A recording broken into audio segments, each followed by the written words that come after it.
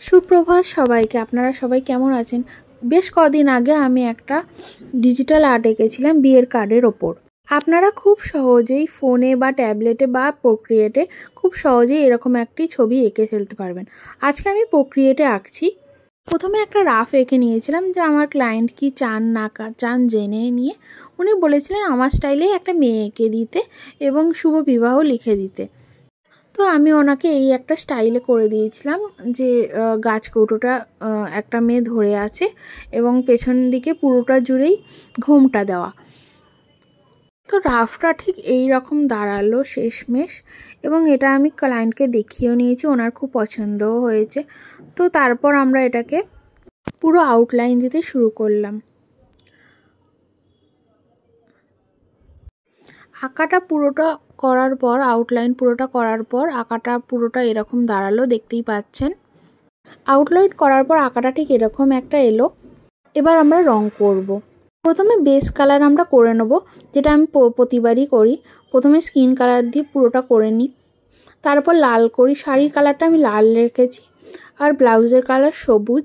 ওড়নার কালার আরেকটু লাল রেখেছি ওই শাড়ির কালারের থেকে, যাতে মিশে না যায়।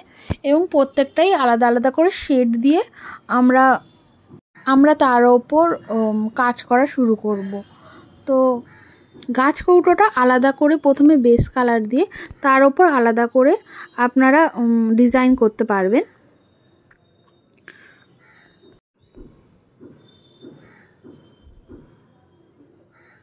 বেস কালারটা করে দেওয়ার পর এরপর আসল হচ্ছে শেডিংটা। শেডিং করার পর ঠিক এইরকম আসবে আঁকাটা। এরপর আমরা প্রত্যেকটা লেয়ারকে বা প্রত্যেকটা বেস কালারকে ধরে ধরে ডিজাইন করা শুরু করব। প্রথমে আমরা শাড়িতে ডিজাইন দেব, এবং শাড়ির ওপরের একটা লেয়ার নিয়ে সেখানে আমরা হলুদ রং দিয়ে ডিজাইন করা শুরু করে দিয়েছি। এটা আমার বানানো ব্রাশ। আমি পরবর্তী ভিডিওতে এরকম ব্রাশ কি করে বানাতে হয়, ফোন বা ট্যাবলেট বা প্রোক্রিয়েট আপনি যেখানেই সমস্ত জায়গাতেই এরকম ব্রাশ বানাতে পারবেন। এবং তার সাথে সাথে ডিজাইনের কী আরও ব্রাশ আছে সেগুলো সবই আমি আপনাদের কি করে বানায় বা কি করে ব্যবহার করবেন, বা আমার বানানো ব্রাশটাকেই আপনারা কি করে ব্যবহার করতে পারবেন, সেগুলো সমস্ত লিঙ্ক বা কি করে বানাতে হয় সেগুলোর ডেসক্রিপশন আমি আপনাদের দিয়ে দেবো। আমার ক্লায়েন্ট মোটামুটি খুব সিম্পলের ওপর ডিজাইন চেয়েছিলেন, এবং দেখতেই পাচ্ছেন আমি সমস্ত আঁকা খুব সিম্পলের ওপরেই রেখেছি, বেশি কারুকার্য করিনি।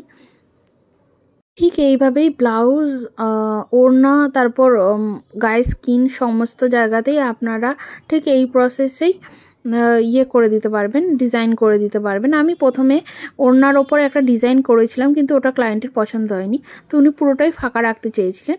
তো আমি সেরকমভাবে আবার ডিলিট করে দিলাম।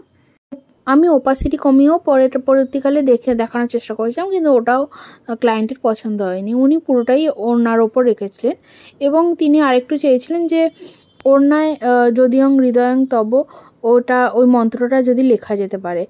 তো আমি সেটাই লেখার চেষ্টা করছি এখন। মন্ত্রটা আমি আগে একবার লিখে রেখেছিলাম, যাতে মানে ফাইনাল লিখতে গিয়ে কোনো অসুবিধা না হয়।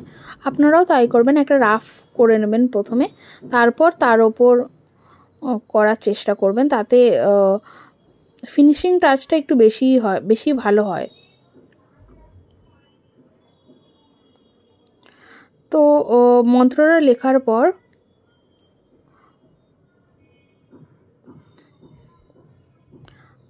পুরো ফাইনাল আঁকাটা ঠিক এরকম দাঁড়ালো। আরও আপনি এরকম অনেক ভিডিও পেতে গেলে আমার চ্যানেলটি সাবস্ক্রাইব করে দেবেন। ধন্যবাদ।